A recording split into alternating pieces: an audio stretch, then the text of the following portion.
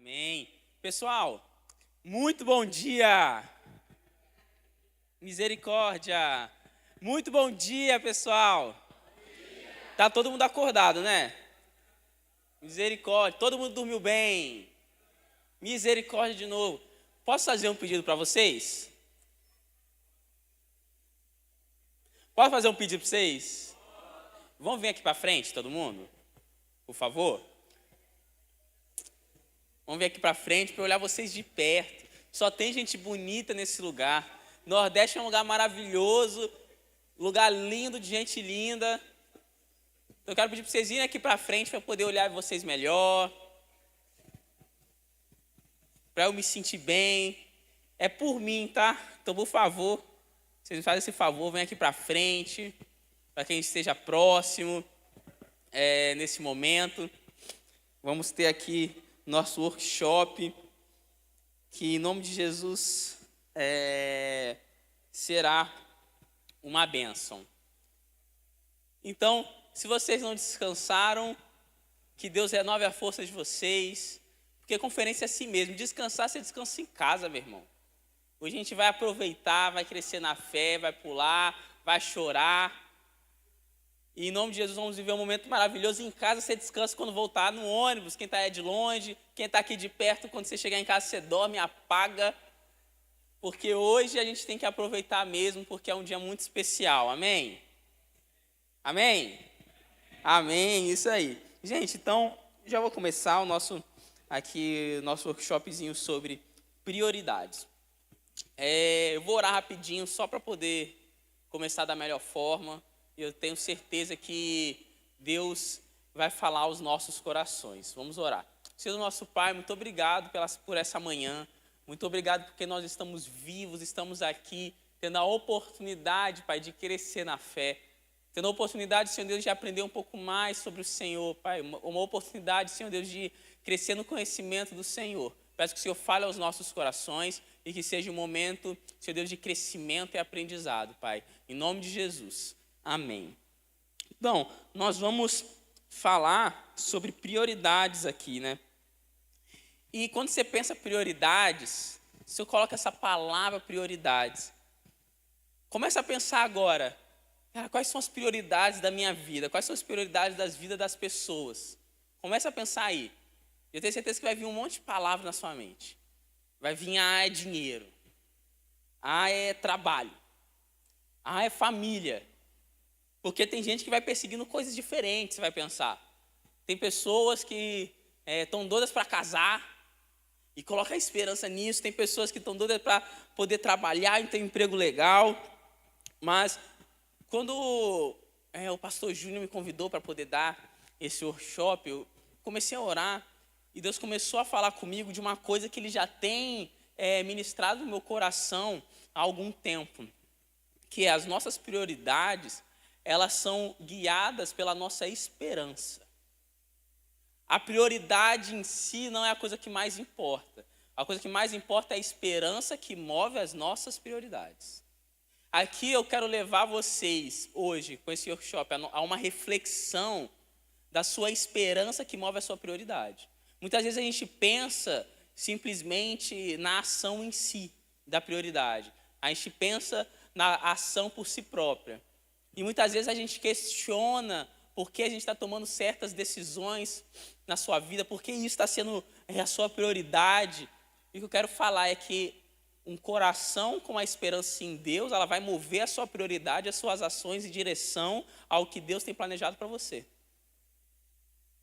E muitas vezes o nosso problema e o seu problema de estar, às vezes, parado num só lugar e estar ali se questionando por que isso está acontecendo, se questionando porque essas prioridades, às vezes, diferentes estão beirando a sua mente, é porque, no fundo, o seu coração não tem esperança em Jesus. Vou te dar um exemplo prático aqui. Pode ser que você está trabalhando e o seu coração está muito preocupado se as coisas vão dar certo na sua vida. E você está lá trabalhando, dando o seu melhor, mas você está falando, não, mas eu confio em Deus, mas o seu coração às vezes está super preocupado. E você está depositando no seu trabalho, que é a sua esperança para o futuro. Você não confia que o Deus que te ama, ele é capaz de planejar e projetar um futuro para você e te guardar, e o seu futuro está reservado nas mãos dele. Não, a sua esperança, no fundo, está focada no seu trabalho, porque é a partir dele que você vai conseguir um futuro estável. E muitas vezes um coração preocupado não é simplesmente por causa do seu trabalho que está um momento estressante. Não, às vezes é no fundo, porque a sua esperança real é estar naquele trabalho. Porque se você perder ele, o que vai acontecer na sua vida? Ou na sua faculdade que você está fazendo, no seu projeto dos seus estudos. E aquilo te preocupa, aquilo te deixa ansioso. Porque no fundo, sua esperança não está no Deus que te guarda. O Deus que te ajuda, o Deus que vai fazer com que nada falte no seu futuro. Mas no fundo, está na carreira que você está pensando e trilhando. Então aqui, falando de prioridade, eu quero falar dessa raiz da prioridade, que é a esperança. Porque a esperança, meu irmão, é o que nos move. Nós somos movidos por esperança. Somos movidos por isso. Você trabalha, você estuda, você tem uma família, porque você tem a esperança de algo melhor relacionado àquilo. E é assim que a gente guia as nossas prioridades. A gente guia baseado naquilo que a gente carrega no nosso coração. E o ser humano se move assim. E à medida que a gente acredita nas sementes que a gente está lançando hoje, a gente vai colher algum fruto no futuro. Então eu quero te convidar hoje a colocar muito mais do que a sua prioridade no Senhor, é colocar a sua esperança total de vida no Senhor. Quero te convidar muito mais do que você simplesmente ler a Bíblia. E olha que diferença que faz. Você simplesmente lê a Bíblia diariamente porque é algo que você pensa ser correto, ou se o seu coração é movido por uma esperança que o relacionamento com o Senhor é o melhor lugar da terra para poder estar. É na presença do Senhor. E a partir disso, a prioridade do seu dia, guiada por isso, você passa tempo na presença de Deus, lendo a Bíblia, orando. Porque a sua esperança é muito mais do seu trabalho. A sua esperança é muito mais do que sua família que você pode criar, que a carreira que você pode trilhar. A sua esperança é movida no Senhor que você ama. Olha como isso muda.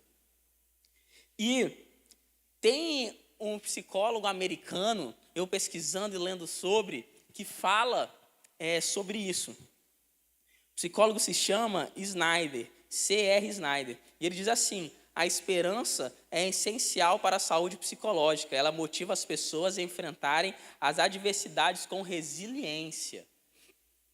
Nós somos movidos por isso. E esse psicólogo, ele é um psicólogo otimista, ele quer falar da saúde mental, e ele dedicou a sua vida para poder falar sobre a teoria da esperança. Foi isso que ele se dedicou na sua vida. Ele foi um cara premiado, ele foi da Universidade de Kansas, psicólogo da psicologia positiva, e ele fala que a esperança ela é medida por 3 elementos essenciais, que são metas claras, um caminho e a agência. O que é isso? As metas claras são o que a pessoa deseja alcançar, os caminhos são as rotas para chegar onde ele deseja, e a agência é essa motivação pessoal que te faz chegar nisso. E ele fala que isso é até treinável, ele ganhou muitos prêmios, ele foi o pesquisador do ano lá na Universidade de Kansas, ganhou o prêmio de contribuição científica na Associação Psicológica dos Estados Unidos. Ele chegou a ser um cara que foi em programas de TV e tudo mais. E ele fala algo muito interessante que está na nossa vida quando a gente é movido por esperança e tem as prioridades. Que essa esperança é onde a gente quer chegar. Aí ele fala que, a partir dessa esperança, você tem que colocar objetivos específicos, mensuráveis, ter data limite, que é o deadline. Ele descrever o caminho, ter plano A, B, C, visualizar obstáculos.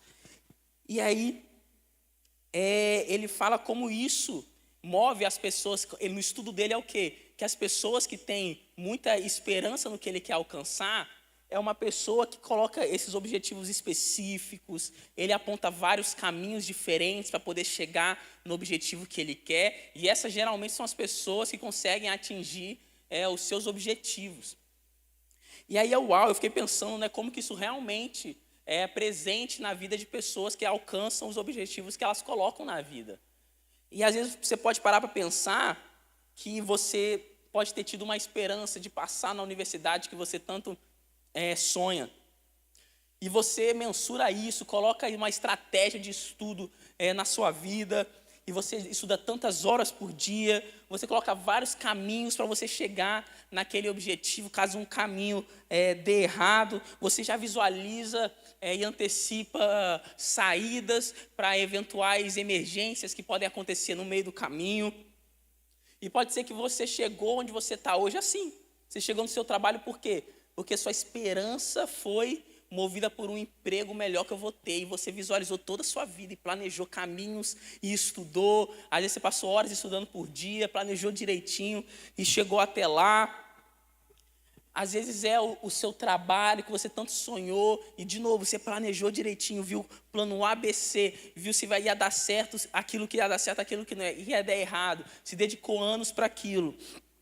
Mas o que eu quero levar em questão sobre isso é que esse psicólogo, ele pensou da forma correta. Realmente a gente é movido por esperança, e as pessoas que geralmente alcançam essa esperança são pessoas que analisam o caminho que ela vai ter que tomar, que é uma pessoa que pega e realmente mensura tudo que ela tem que fazer, se planeja direitinho e deposita a sua esperança nisso e começa a caminhar nessa direção. Mas uma coisa que esse psicólogo não pensou e que muitas vezes acontece nas nossas juventudes é fazer isso tudo e não levar em conta a maior esperança que é Deus. Você planeja a sua vida toda. Você coloca uma carreira na sua vida. Você coloca um trabalho na sua vida. E você visualiza esse projeto inteiro. E pode ser que hoje você está vivendo a conclusão desse projeto. Ou você está no caminho desse projeto. Você viu caminhos diferentes para chegar até lá. Você viu o que você tem que fazer. Você colocou até planos A, B, C, D. Porque se o A não dá errado, tem o B. Se o B não dá errado, tem o C, tem o D. Tem caminhos diferentes para chegar até lá. Você já até visualizou as falhas que podem ocorrer. Isso é muito interessante, esse psicólogo falando, e que é muito real, que você até já viu, cara, se acontecer isso aqui errado, eu já tomo esse caminho aqui, eu nem perco tempo. E a gente pensa tudo isso, mas a gente pensa num coração e com uma cabeça como esse psicólogo, que é terreno, não é eterno. Pensa essas coisas todas como se fosse uma pessoa que nem tem Jesus no seu coração. E vive uma vida na igreja como uma pessoa terrena que vive lá fora. Porque todo esse planejamento de vida, de esperança, que move as nossas prioridades, precisa ser baseado no eterno, que é em Cristo. Amém? Todo o nosso caminho precisa ser baseado na vontade de Deus para a nossa vida. A nossa esperança, meu amigo, entenda isso, a nossa esperança não é baseada em caminhos bem feitos. A gente colocou uma cabeça muito, às vezes, mundana na nossa mente. Um caminho bem feito, bem trilhado, de sucesso, não é o que baseia a nossa vida. Nós baseamos nossa vida em Cristo. Porque uma vida de sucesso não significa que é uma vida onde Deus queria que você estivesse. Se você ler o livro de Oséias, ele foi um profeta pós-divisão do reino de Israel. Ele foi um profeta do reino do norte. Israel se dividiu em dois, não sei se você se lembra. Israel, pós-Salomão, teve uma intriga que uma parte do povo de Israel não quis mais seguir a linhagem de Davi. Então eles se dividiram e ficou o reino do norte e o reino do sul. O reino do sul é Judá, capital Jerusalém. Reino do norte, reino de Israel, capital Samaria. E Oséias foi um profeta do reino de Israel. Ele profetizou que Israel seria invadida pelos assírios, por conta do pecado deles, por conta da infidelidade deles. Oséias foi o famoso profeta que se casou com uma prostituta, para poder mostrar a infidelidade do povo. Mas sabe o que é interessante da história de Oséias, de um momento que Oséias começa a profetizar, e ele foi um profeta impressionante com o que Deus fez, porque ele foi um profeta que profetizou a invasão da Síria, e a invasão da Síria aconteceu enquanto ele estava vivo. Ele profetizou entre mais ou menos 760 anos antes de Cristo, até 720 anos antes de Cristo, e mais ou menos em 722, no final do período profético dele, que Israel foi invadida pela Síria. Então ele foi um profeta que falou, e aconteceu com ele em vida ainda. Mas o mais interessante para mim é que, se você for pegar o período histórico dele, ele foi no reinado, se não me engano, de Jeroboão. Você vai ver isso em 1 Reis 14, se não me falha a memória. E é interessante que o reino de Israel ele estava vindo de prosperidade e sucesso em guerras. Os primeiros anos, quando ele começou, o cenário que ele começou, o período profético dele, foi de um cenário de alguns anos vencendo em guerras. Então ele começou a profetizar para um povo que ia perder, mas para um povo bem sucedido. Mas o sucesso deles não estava baseado no Senhor, então era um sucesso vazio. O sucesso que eles tinham era um sucesso que não importava, porque não estava baseado na presença de Deus. Então, do que vale o nosso sucesso se ele não é baseado na esperança maior de vivermos a eternidade com Cristo? De que vale você colocar a sua prioridade nas coisas do mundo, em coisas até boas, numa carreira, na sua família, mas isso não está baseado na presença do Senhor? E Jesus fala, se você ama mais o seu pai, sua mãe, seus filhos, mais do que a mim, você não é digno de mim. Então, nossa prioridade maior tem que ser o Senhor. E no meio dessa raiz de sucesso, Oséias começou a profetizar que eles iam perder. E com o tempo você vai lendo o livro de Oséias, a invasão é cada vez mais real. E o povo de Israel começa a ficar com medo, porque eles começam a ficar sabendo que a Síria vai invadir, que a Síria começa a ameaçar. Mas ao invés de eles voltarem os olhos para o Senhor, eles fizeram tudo ao contrário. Eles chegaram até o ponto, se você for ler entre Oséias 7 e Oséias 10, fala que eles chegaram até o ponto de pedir ajuda para os egípcios. Pedir ajuda de guerra para os egípcios, para pedir exércitos, porque eles confiaram em tudo menos no Senhor. Eles confiaram num sucesso de guerra mesmo, no sucesso dos exércitos. Se a gente aumentar só um pouco o número dos nossos exércitos, pedindo aliança para os egípcios, a gente vai conseguir vencer essa guerra.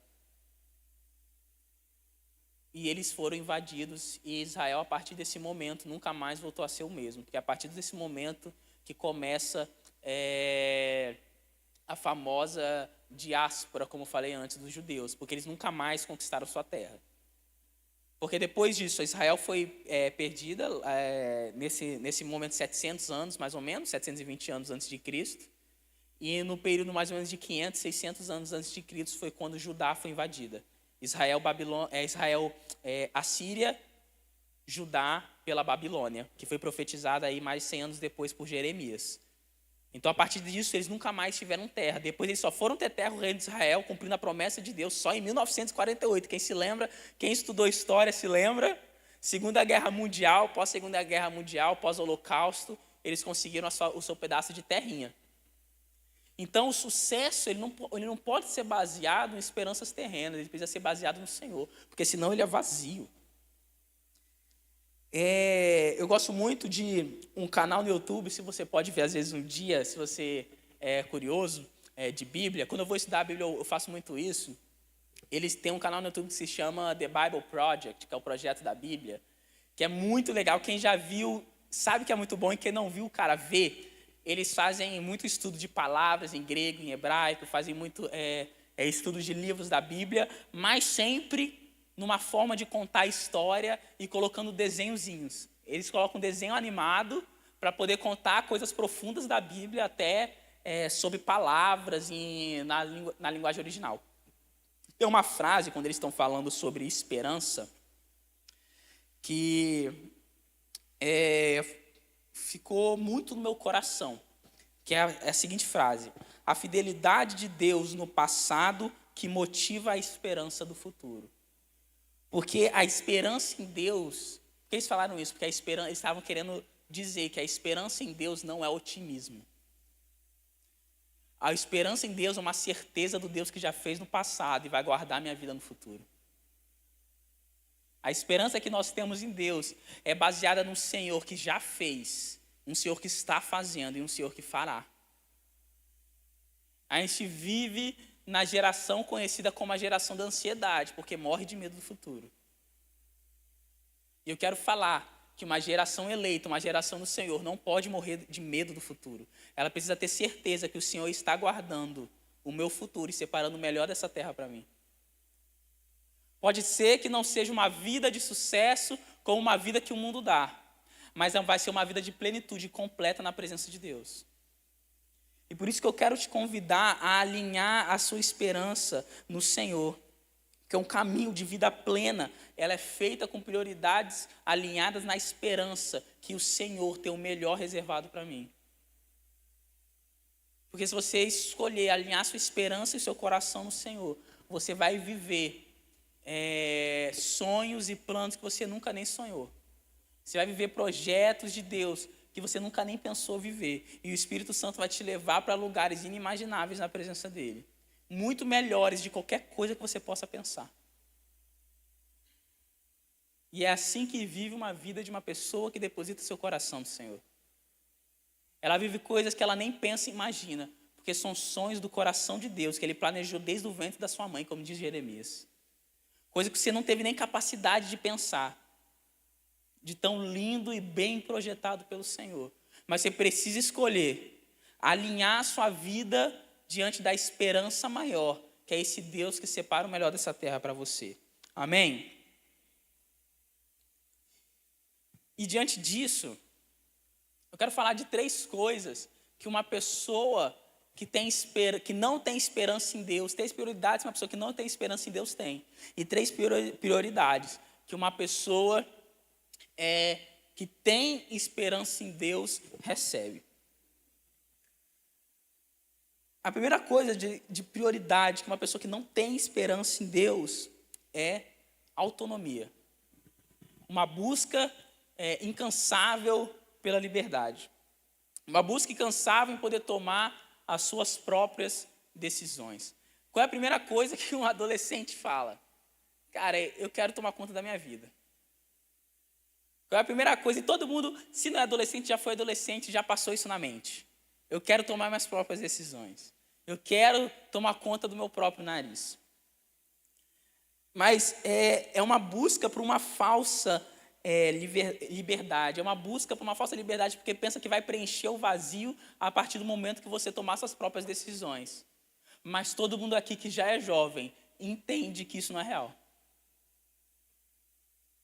Entende que se você fizesse tudo que você pensou, tudo que você desejava, sua vida seria uma porcaria.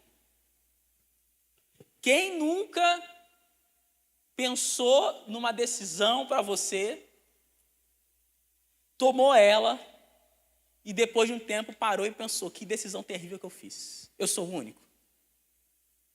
Levanta a mão aí, gente. Eu sou o único que tomou uma decisão, pensou que era o melhor para você, passou um tempinho e você falou, meu Deus, que decisão terrível para a minha vida. E esse é o resultado da nossa liberdade humana, meu amigo. Nós somos um povo, nós somos um ser que não sabe o que é melhor para você. Essa liberdade humana é uma liberdade falsa. E a Bíblia fala sobre isso. Lá em 2 Pedro 2,19 diz assim, prometem liberdade, mas eles próprios são escravos da corrupção, pois cada um é escravo daquilo que o controla. Nós somos escravos daquilo que nos controla. Ou você é escravo do Senhor, ou você é escravo do pecado. E essa autonomia é uma mentira. Essa autonomia não existe. Porque quando nós guiamos a nossa vida nas nossas próprias decisões, nós temos a capacidade mais linda de só tomar decisão errada. E não sei se já aconteceu com você também, mas já aconteceu comigo. De você querer tomar uma decisão e Deus falar, não. E aí você dá esse passo de fé e confia no Senhor. E depois de um tempo, você vê, misericórdia, Deus, muito obrigado. Porque se eu não tivesse te escutado, não sei o que aconteceria na sua vida, na minha vida. Já aconteceu isso com você? Levanta sua mão. Já aconteceu isso com você? Deus falou, cara, não fala aí, não faz isso. E você teimoso, mas você foi lá e obedeceu. E passou um tempo e você, Jesus, Muito obrigado porque o Senhor é gracioso, porque diante da minha burrice, o Senhor teve graça e misericórdia de me ajudar, porque essa decisão realmente não era boa. Sabe, quando Deus me chamou para poder ser missionário, quando eu tinha 16 anos, quando eu tinha 17, surgiu uma porta, uma oportunidade de eu ir para o Chile ser missionário. Não sei se você conheceu o pastor Alessandro Polônio, que é o nosso diretor regional. A minha igreja, ela foi uma das primeiras igrejas a apoiar o pastor Alessandro Polônio quando ele foi ser missionário pela primeira vez, quando ele foi sair do Brasil para ir para o Chile. E ele foi fazer a gira missionária, né, que o missionário faz a gira missionária, né, vai rodando nas igrejas, dando um testemunho.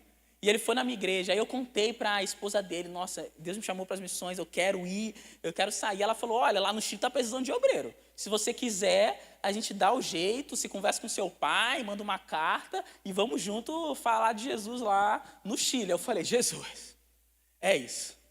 Meu coração se encheu de alegria, eu falei, Deus, eu quero ir para o Chile. Jesus, eu quero ir para o Chile, eu quero ir para o Chile. E eu fiquei feliz da vida. E eu fui conversar com meu pai, que meu pai não é só meu pai, é meu pastor e meu discipulador, é um pai espiritual também, não só um pai natural. E eu fui falar com ele cheio assim, sabe, de felicidade e alegria. Eu falei, olha pai, a pastora Cristiane falou que eu poderia ir lá para o Chile, ajudar na obra lá do Chile, não sei o quê. Aí me passou um tempo, meu pai falou, beleza. Depois passou um tempo, meu pai falou, Bernardo, isso não é para você. Aí eu falei, não acredito, fiquei mó chateado, fiquei triste, comecei a orar, e Deus começou a confirmar a palavra do meu pai, falar, realmente não é para você ir para aí. Aí eu fiquei triste, falei, Senhor, o que vai acontecer? O Senhor me chamou para as missões, mas essa porta é tão boa. E passou alguns meses, Deus abriu uma porta para eu ir lá para o interior de Goiás plantar uma igreja. Vou te falar que, aos olhos humanos, entre o Chile e entre o interior de Goiás, eu queria muito mais ir para o Chile, sendo sincero para você. Era um lugar que abria muito mais meus olhos, sabe? Mas depois de um tempo que eu estava lá em Goiás, eu falei, Senhor, muito obrigado, porque o Senhor Deus é bom e gracioso, que me colocou no lugar certo. O interior de Goiás foi onde Jesus me moldou e moldou meu ministério. Foi no interior de Goiás que Jesus me ensinou a submissão à liderança, que foi a primeira vez que eu não tive meu pai como líder e pastor. Foi em Goiás que Jesus me deu maturidade, porque eu saí dos braços do meu pai e fui viver num lugar diferente com outras pessoas. Foi no interior de Goiás que meu ministério foi reconhecido e o superintendente me deu licença local, me deu licença distrital. Foi no interior de Goiás, sendo missionário, que Jesus me deu experiência de plantação de igreja.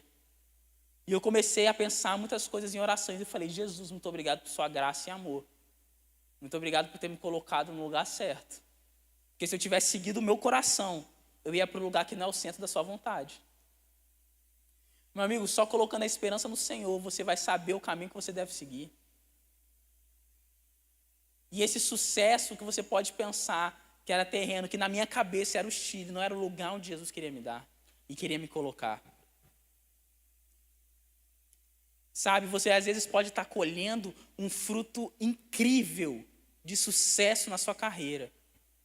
Você pode estar colhendo um fruto incrível de sucesso, às vezes, na sua escola, nos seus estudos, na sua faculdade. Mas de que vale isso tudo se esse não é o lugar que Jesus escolheu para você estar?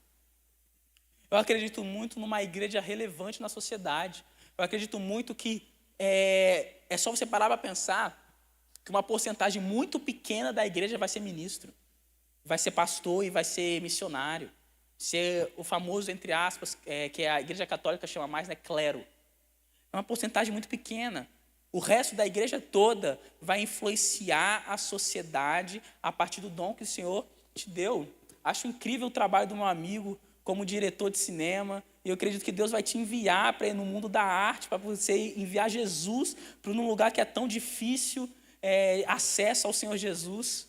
Eu acredito que pessoas como você são levantadas na igreja para poder enviar Jesus para esses lugares, sabe? E aí você vê que incrível, né? Que é um diretor, uma pessoa que trabalha com cinema e envia Jesus para esses lugares. E aí eu acho que Jesus vai fazer isso, e ele faz isso, sabe? Levanta as pessoas em áreas diferentes, seja da arte, seja na área, às vezes, do direito, da medicina, da psicologia, tantas áreas diferentes da engenharia, do estudo, do ensino, que vão enviar Jesus para esses lugares. Mas só vai ser capaz de viver isso quando a gente centralizar a nossa esperança no Senhor. E aí o Senhor vai começar a falar os desígnios do coração dele para nós. E a partir das áreas e dos dons que o Senhor te deu, que você está descobrindo, Jesus vai te enviar para esses lugares para você ser luz. Mas o seu coração precisa estar centralizado no Senhor. E um coração centralizado no Senhor também não vai ter um coração centralizado no mundo, que é um coração que pensa simplesmente e somente na realização e no sucesso. O mundo só pensa nisso, e a nossa geração é a geração que só pensa nisso. E sabe como eu te provo disso? Te provo isso, essa tese? Porque a gente está na geração dos coaches. A geração do coach que só fala besteira, fica milionário enganando trouxa. Desculpa a palavra. E por que tem um monte de coach só falando besteira, ficando milionário, enganando os jovens? Porque é uma perseguição louca pela realização e pelo sucesso. E essa perseguição louca faz chegar ao ponto deles acreditarem num cara que eles nunca viram na vida. Que vira para eles e fala, você, se seguir o meu método, vai ser milionário. E ele deposita a esperança nisso de uma forma que começa a viver uma vida baseada nisso e se frustra porque está vivendo uma vida somente pela realização pessoal, sendo que o Senhor tem coisas muito maiores para nós. E por isso lá em Marcos 8,36 a Bíblia fala, que vantagem há de ganhar o mundo inteiro e perder a sua vida? De que vale essa perseguição toda pelo dinheiro e pelo sucesso, pela realização pessoal, sendo que você pode ser muito mais realizado na presença de Deus.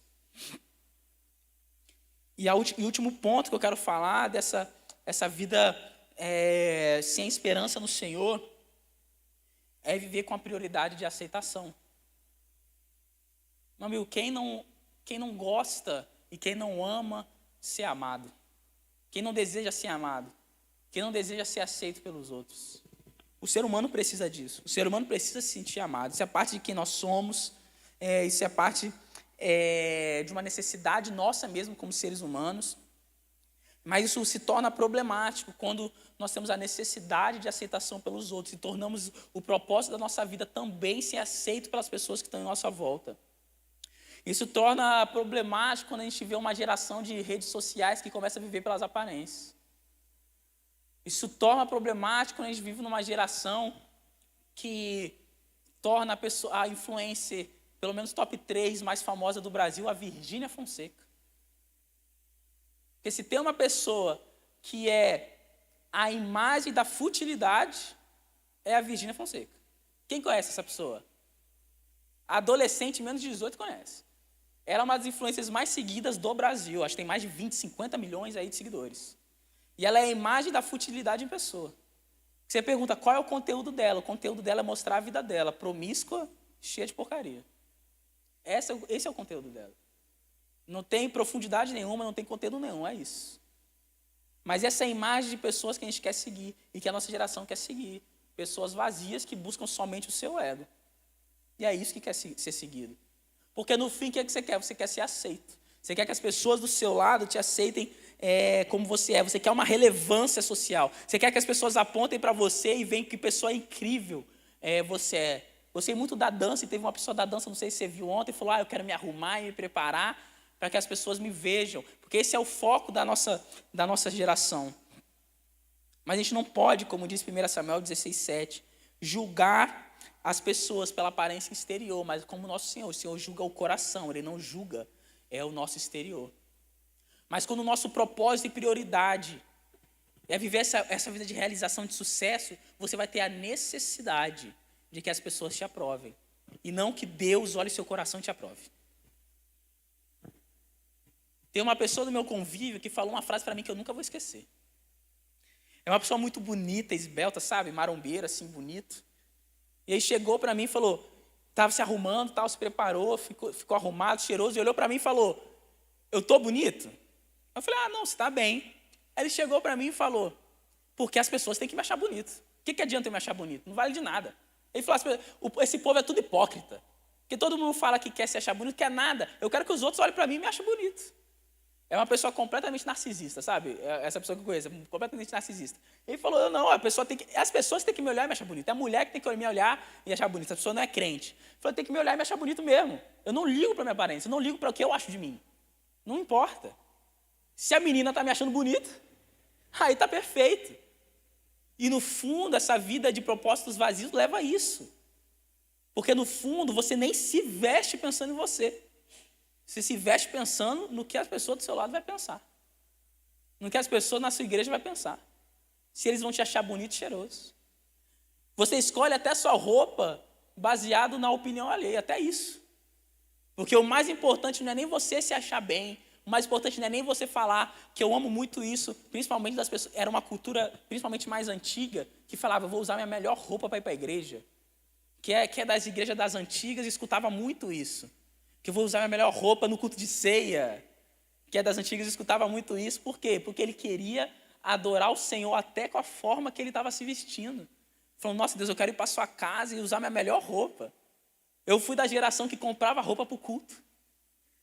Eu faço isso até hoje, sabe? Que comprava roupa pensando no culto. Como Dudu, a gente conversando ontem, falando, vou comprar para a conferência. Já estou pensando na conferência. Faz cortar o cabelo, porque, nossa, que momento lindo na presença de Deus, eu quero dar meu melhor. Mas essa vida vazia, até nisso pensa nos outros, sabe? Porém, uma vida com propósito, uma vida com a esperança no Senhor, ela muda. Porque é uma vida onde você vê autonomia, agora você vê relacionamento com Deus. Sabe, como diz Provérbios 3, 5, 6, confie no Senhor de todo o coração, não dependa do seu próprio entendimento. Busque a vontade dEle em tudo o que fizer, e Ele lhe mostrará o caminho que deve seguir. Em outra versão, confie o seu caminho no Senhor, e Ele endireitará as suas veredas. Porque eu creio que o relacionamento que eu tenho com o Senhor, Ele vai endireitar a minha vida e vai me levar para um caminho perfeito que Ele tem preparado para mim. Meus irmãos, eu estou vivendo sonhos hoje que eu nunca nem sonhei. Estou vivendo uma realização como pessoa e como pastor que eu nunca nem planejei para mim. Que um dia eu tomei a decisão de abrir mão do meu futuro e entregar para o Senhor. O relacionamento com Deus que vai te deixar viver uma verdadeira realização pessoal. Quando você colocar seu coração no Senhor, sua esperança no Senhor, se relacionar com Ele, Jesus vai começar a mostrar os propósitos de vida que Ele tem para você. E eu vou te falar que o seu trabalho vai ser muito mais real e vivo no seu coração. Seu trabalho vai gerar muito mais amor e realização. Porque você vai entender que não foi você que se colocou ali, foi o Espírito Santo de Deus. Você vai começar a estudar para a sua faculdade. E no momento difícil, você não vai ter a sua esperança baseada na escolha que você teve. Você vai falar, nossa, o Senhor me ajudou na minha escolha da minha carreira. O Senhor colocou dons e talentos, aflorou em mim, colocou isso no meu coração. E o meu trabalho, a carreira que eu estou trilhando, é muito mais do que simplesmente algo que vai me dar dinheiro no futuro. Mas é um lugar onde Jesus vai me colocar para eu espalhar o reino de Deus aqui na terra. E o seu coração vai ser muito mais pleno da presença de Deus até no seu trabalho. Porque o seu trabalho agora vai ter muito mais sentido e propósito. Nós somos uma geração que carece de propósito. Isso é só encontrado em Jesus. Seu trabalho, sua carreira vai ter propósito agora. Porque você vai saber que o Jesus é que te colocou lá. Jesus te caminhou para isso, sabe? E você, guiado nisso, então, a sua realização agora vai ser pelo propósito de vida, como eu estava falando. Você não vai ser movido pelo sucesso, realização pessoal. Você vai entender que seu trabalho é para refletir para a glória de Deus. Seus estudos é para isso, sabe? Lá em Efésios 2, 10 diz, pois somos obra-prima de Deus, criados em Cristo Jesus, a fim de realizar as boas obras que Ele de antemão planejou para nós. Jesus tem obras, dons e talentos que Ele entrega para cada pessoa, que Ele planejou isso antes de você nascer. Ele já entregou isso para você, Ele deseja que você acesse isso. Então você vai entender que o seu trabalho, a sua vida vai refletir a glória de Deus. E agora você também não vai ser movido mais por aceitação. Você vai ser movido pela comunhão dos santos. Você entende que você já é aceito pelo Senhor. Seu coração já está na presença dEle. Você não precisa que o mundo te aprove. Você precisa que o Senhor, que sonda corações, te aprove. E você entende que como igreja, o Senhor não chamou uma pessoa, Jesus chamou uma igreja. A Bíblia diz que nós somos pedras vivas que compõem o templo espiritual. Nós somos templo do Espírito. Você não é templo do Espírito. Nós somos pedras vivas que formam o templo do Espírito. Jesus veio para chamar e ele vai voltar para chamar uma igreja, não uma pessoa. Então, sim, nós precisamos ser amados, como falei. Isso é algo inerente a nós como seres humanos. Mas a partir disso, vamos viver uma comunhão de pessoas vivendo relacionamentos saudáveis que nos aproximam de Jesus. Pessoas que entendem que quando caminhamos juntos, é muito mais fácil chegar no propósito de Deus para nós. Caminhando junto, tendo discipuladores, pastores, irmãos na fé, nós vamos permanecer firmes na presença de Deus até o fim. Lá em Hebreus 10, 24, diz assim: pensemos em como motivar uns aos outros na prática do amor e das boas obras, e não deixemos de nos reunir como fazem alguns, mas encorajemo-nos mutuamente, sobretudo agora que o dia está próximo. Isso que é ser igreja. Você não vai precisar ser aceito pelas pessoas. O que você vai precisar? Viver em comunhão para que juntos possamos nos aproximar do Senhor e do propósito que Cristo tem para você. O propósito de Cristo que Ele tem para você ele também é desenvolvido a partir da comunhão. Também é desenvolvido a partir do momento onde você tem pessoas do seu lado para crescer na fé com você, te aconselhar e te ajudar a chegar mais perto de Jesus e do que Jesus tem separado para você. Esse é o poder da unidade, esse é o poder de caminhar em Cristo. E por isso, o que eu quero, eu já estou acabando essa parte, a gente vai ter um momento aqui de bate-papo entre vocês, entre nós, mas eu estou falando tudo isso para quê? Para que você comece a pensar mais no porquê das coisas que você faz. Se tem uma coisa que eu quero, que você saia daqui pensando, e saia daqui com uma interrogação na sua mente, você começar a pensar no porquê das coisas que você faz. Você começar a pensar no porquê que você está seguindo o caminho que você está seguindo. Eu gostei muito, eu estava batendo um papo ontem, estava com o pastor Cláudio, com a família, no elevador, a gente estava conversando, e eu falei com ele, eu admiro muito essa igreja, que é uma igreja que eu vejo que é uma igreja inteligente, uma igreja que pensa. E aí o pastor Cláudio estava falando, como vocês incentivam, como a igreja incentiva a pensar. E eu quero hoje te desafiar isso, a pensar, a refletir. O porquê que você está fazendo as coisas. Por que você está seguindo o caminho que você está seguindo. O que te levou a te seguir isso? Foi Jesus que te colocou lá? Por quê? Como? Porque essa reflexão na presença de Deus, às vezes vai ser o suficiente para você entender que o lugar que você está não é o lugar que Jesus queria que você tivesse. Não é o caminho que Jesus queria que você trilhasse. Ou o contrário, pode ser Jesus te confirmando e te colocando no seu coração os propósitos e os desígnios que Ele tem para você viver nesse momento. Mas tudo isso vai começar quando você pensar. Tudo isso vai começar quando você analisar não somente as suas prioridades, não somente a ação por si só, mas o que tem levado você a tomar essas decisões. Isso em todos os âmbitos da sua vida. Porque, vou te dar um exemplo aqui. Geralmente, o momento que pecamos não é a ação em si do pecado que aconteceu naquela hora, mas muitas vezes uma legalidade da semana ou até do dia. Uma semana que você não passou na presença de Deus, um dia que você não passou na presença de Deus. Então é muito mais profundo do que a ação por si só. Você pecou naquele dia, naquele momento. Não, é muito mais profundo que isso. Por que você pecou naquele dia? O que te levou ao pecado naquele dia? Às vezes você vai parar para analisar, o meu dia eu não passei na presença do Senhor. Eu cultivei pensamentos ao longo do dia que me levaram para aquele pecado. Ou você vai pensar, durante essa semana eu não coloquei como prioridade o Senhor na minha vida. Que isso ao pouco, dia após dia, me levou a uma mente que estava não mais permanecendo na presença de Deus, os meus pensamentos não estavam profundos na presença do Senhor, não estavam renovados por pensamentos do céu, o que me levou dia após dia até aquele pecado. Veja como é muito mais profundo. Então, eu quero te convidar a fazer uma análise das razões que você tem se movido. As razões que tem feito você acordar todas as manhãs. As razões que têm feito você se dedicar tanto a alguma certa coisa. Porque a partir disso, a partir dessa autoanálise, na presença do Espírito Santo, eu tenho certeza que ou o Espírito Santo vai confirmar os caminhos que ele tem feito você trilhar, ou ele vai começar a falar de atitudes que você precisa mudar, ele vai começar a falar de direcionamentos que você precisa fazer diferente, ele vai começar a te direcionar nos caminhos que ele tem para você, como a gente leu em Provérbios 3:6. Porque você vai estar o quê? Entregando o seu caminho ao Senhor.